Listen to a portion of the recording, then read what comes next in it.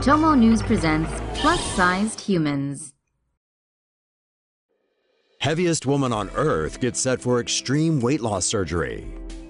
This is Iman Ahmed. Age 36, she's believed to be the world's heaviest woman and has been bedridden for more than 2 decades. This week, Ahmed was flown from her home in Alexandria, Egypt to Mumbai, India via cargo plane. There, she's on a 25-day liquid diet to get her weight down from nearly half a ton to 445 kilograms before undergoing extreme surgery to reduce her mass even more.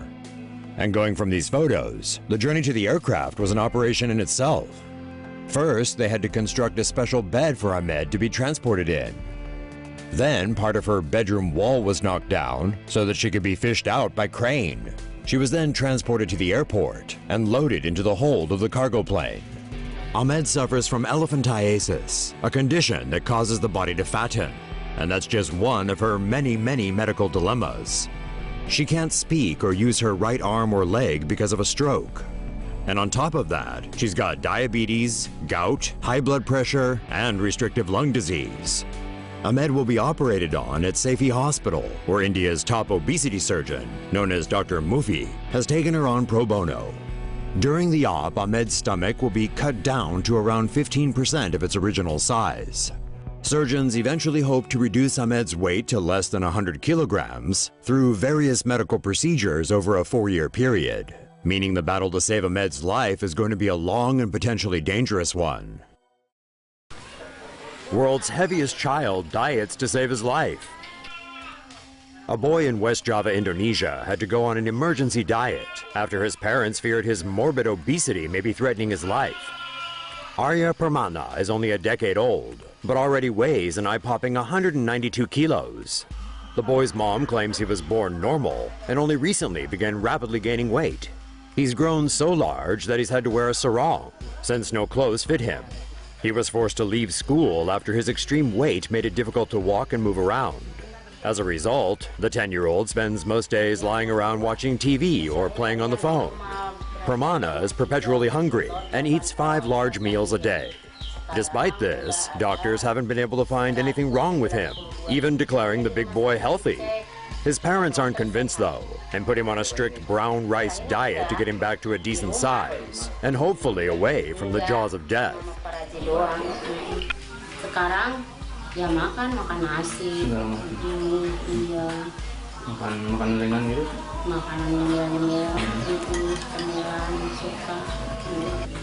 Terus bisa berjalan duduk dengan benar apa gimana?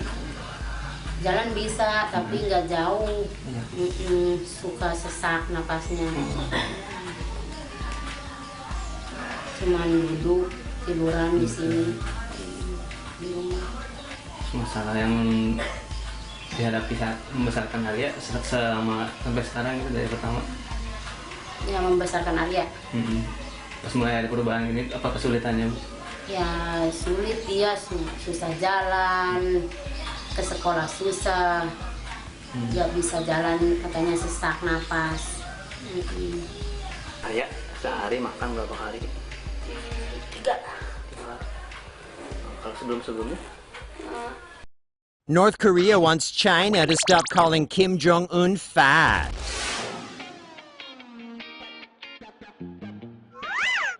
Living the life of an absolute dictator can be rough on the waistline. Just ask North Korean dear leader Kim Jong-un. Kim has been packing on so many pounds that even China has been taking notice, with Chinese netizens dubbing him Kim Fatty III. Other popular nicknames for the lumpy leader are Kim Fatty Fat and Kim Abundant III. Well, Kim ain't having that.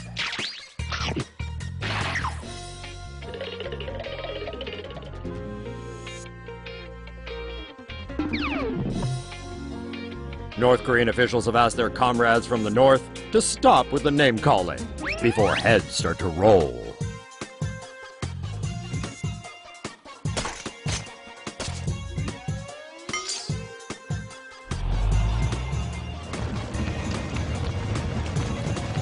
Apparently, the tons of fun tyrant has ballooned from binge eating and drinking to help deal with fears of assassination and his insomnia. It probably also doesn't help that the double-chinned dictator consumes massive amounts of Swiss cheese. Fatty Fat has even reportedly asked scientists to develop a diet pill that works without diet or exercise. Damn! North Korea should export that pill to the US. As for the Chinese, the 2-ton totalitarian should just nuke them. Aw, look at how cute these babies are. Obese schmobese. Look at them cheeks. Oops, how did that get in there? No matter how cute these little ones are, obviously it's not good for their health. That's why the family of this morbidly obese toddler opted for gastric bypass surgery. At age 2, the little guy weighed a whopping 72 pounds, which is the same weight as 5 high-performance bicycles. Or to put it into human-to-human perspective, this little guy was the same weight as the average 11-year-old. His family decided to give him a laparoscopic sleeve gastrectomy, making the tot the youngest person in the world to get gastric bypass surgery. And check out the results! He lost almost 20 pounds. What's that, 2 toddlers? He's gonna be picking up plenty o' babes now. A fat woman being towed by a pickup truck is no laughing matter. A Kansas City pastor is feeling the wrath of social media after posting this video to Facebook. The footage shows an obese woman in a wheelchair being towed by a pickup truck, which Pastor Lamont Rushing thought was something you'd see only in Kansas City. Do y'all see this right here? The video was shared more than 11,000 times over the weekend, but now Pastor Rushing is feeling the heat after many failed to see the funny side. The whole saga began on Saturday when disabled woman Becky Cottrell's power wheelchair ran out of juice on the freezing cold streets of Kansas City. Luckily for Becky, a good Samaritan in a pickup truck stopped and kindly offered to tow her home. That's where Pastor Rushing comes in. The flabbergasted man of God thought he was seeing a miracle and began filming on his cell phone. Becky doesn't have Facebook, but found out she was a viral sensation when her son saw the video and passed on the good news. Becky told a local TV station that instead of filming her, the pastor could have asked if she needed any help. Temperatures dropped to as low as 7 degrees in Kansas City that day, and Becky just needed to find some shelter from the cold. After all, wouldn't offering to help have been the Christian thing to do? Interviewed on local TV, Pastor Rushing said he never intended to hurt Becky's feelings. The preacher man defended himself, saying he'd just never seen anything like it before. However, after reading some ungodly comments about Becky online, the pastor said he understood why people were so upset with him. He apologized for filming the video and later removed it from Facebook. Obese boy obsessed with food steals from others and eats food from trash bins. Quick, I'm so hungry!